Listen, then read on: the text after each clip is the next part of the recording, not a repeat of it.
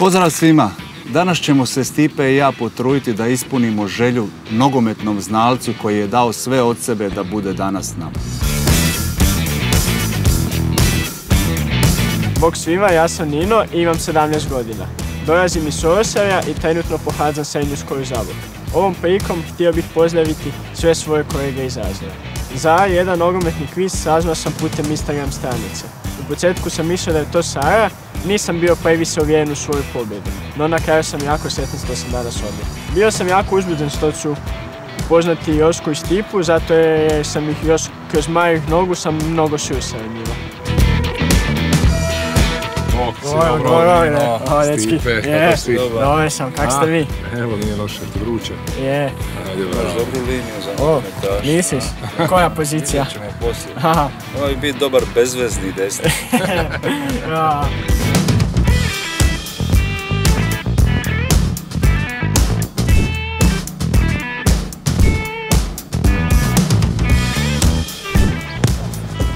Lijeva, desna.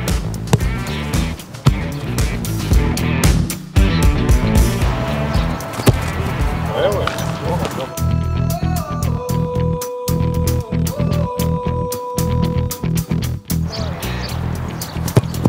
Op! Može. Bravo!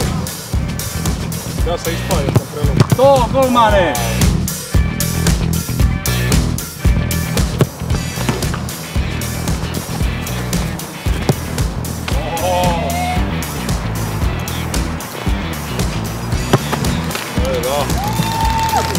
Aha, stipe ga! Bravo!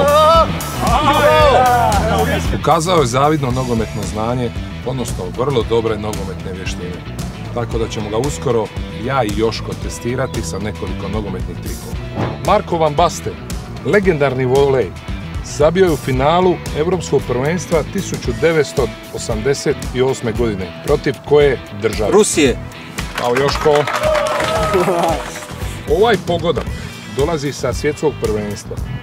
Autor je Diego Maradona, naziv je Božja ruka. A tko je protivnik Argentine? Točan odgovor. Tko je autor prvog zgoditka hrvatske reprezentacije na svjetskim prvenstvima? Na svjetskim? Ko? Stanić. Odlični su puno bojne kad sam zamislio, kad sam ih gledao na TV-u. Čudan je još to osjeća kad ih vidiš tako uživo. Hoćeš reći da smo loši na TV? Ne. Ali kamera cini svoje ovako.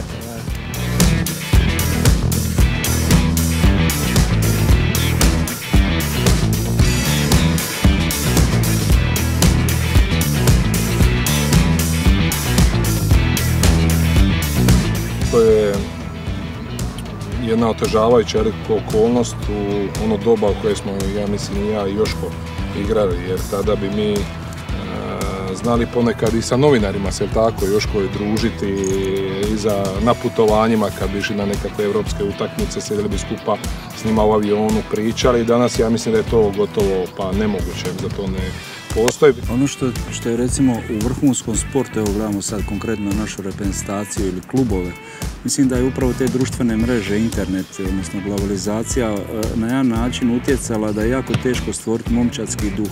Baš iz ovog razloga što Stipe kaže, mi smo prije zapravo bili na jedan način osuđeni jedan na drugog. Mi smo stalno se družili ili karantene ili putovanja ili treniznih karta, ali pričali, gledali se u oči.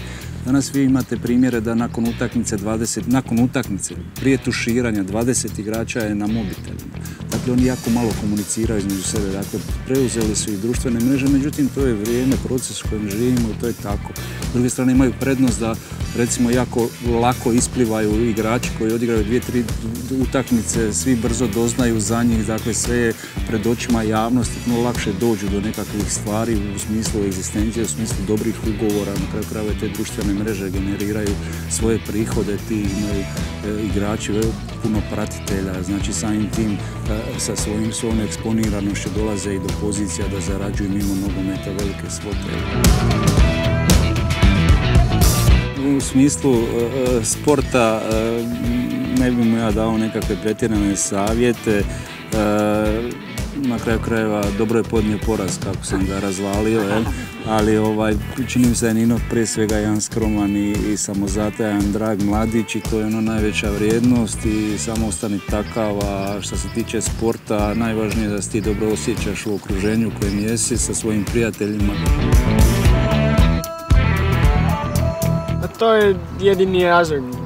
Nogomet je svrha druženje, okupljanje. Nije to samo do nogometa, to su te prije utakmice, razgovori, nakon utakmice, druženja. To je više od same igre, više tih 90 minuta. Kako prođe, a ono nakon je. Bravo.